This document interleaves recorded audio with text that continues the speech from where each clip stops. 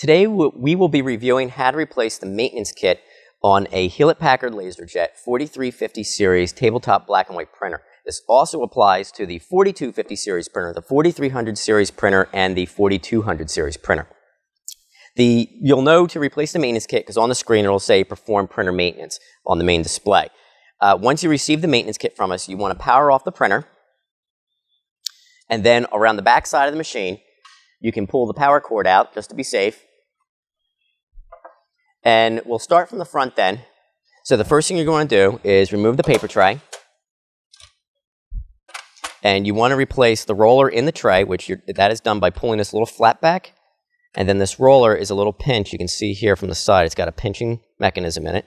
So you want to pinch it and just slide it off the shaft. And then you'll get a new one. And they're grooved. They have an X slot through it like this. And it's going to match up to one of the pins on here, so that way you only need to use one sleeve of it to get it to connect. Whenever you put one on, always pull back a little bit to make sure it doesn't pop back off.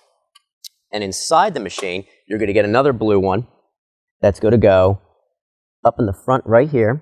There's going to be a white one, and there's going to be a blue one here. You're going to do this blue one, and it's the same style of design. You're going to pinch it. It's going to slide off the shaft right there. It's got a little pinch. You just use 2 fingers and pinch. And you're going to place the new one back in place. Once again, you want to do it until you hear it click and stop, and then pull back a little to make sure that it doesn't pop off. You can slide the tray back in place.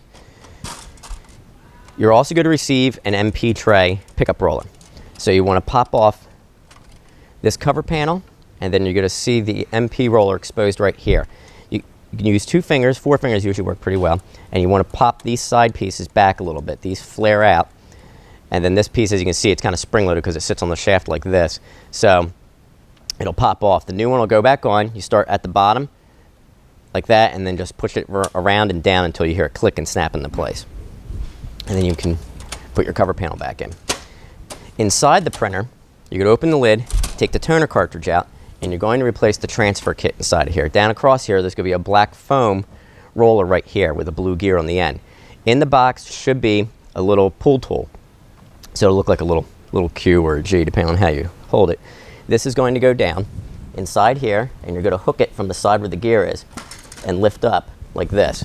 Once you have it lifted up, you can grab this roller and then pull out sideways to get it to unlatch from the white piece over here on the side where it's retained at. The replacement of this, you want to start at an angle. This is going to slide in like this, and then this black piece will just slide straight down. And same thing, you just want to push it down until you hear it click, and then make sure that it's in place properly. Yours will come with a piece of paper wrapped around it. Usually it's a yellow sheet of paper. You can leave that paper on until it's in place, and then there's a tab from the tape that you can pull, and it'll actually just pull that paper off so you don't get your fingers touching the transfer roller. The last piece you're going to replace on this then is the fuser assembly, which is around the back side of the machine. You're going to pull open the back door. The easiest thing to do is to actually pull the extension out then. It gives it a little bit more flexibility. From the left-hand side, there's a hole right here. It's designed to put your finger in so you can squeeze it like this, and then that'll allow this to pop out.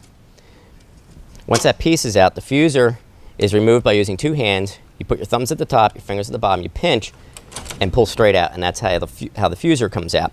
The replacement's the reversal of this. You're just going to take it, you're going to slide it in. Just make sure when you push it in that you hear it click on both sides of the machine. That way you know it's in place. And then to start installing the back door again, you want to start with the right-hand side and then pinch with this left a little bit to get some play to get it in. Once it's in place, you can slide this shut and close this door up.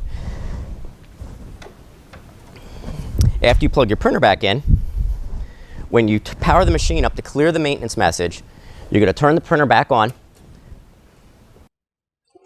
Once you see this RAM count start, press the check mark button down and hold it down until all 3 lights come on, and then let go. You should see the word select language on the screen. You want to hit the up arrow button once until you see the word new maintenance kit, then press the check mark button. That will clear the maintenance message count out, reset the count back to 0, and that way you don't see the perform printer maintenance message anymore on the screen. And you've just replaced the maintenance kit on a 4350 series Hewlett-Packard LaserJet printer.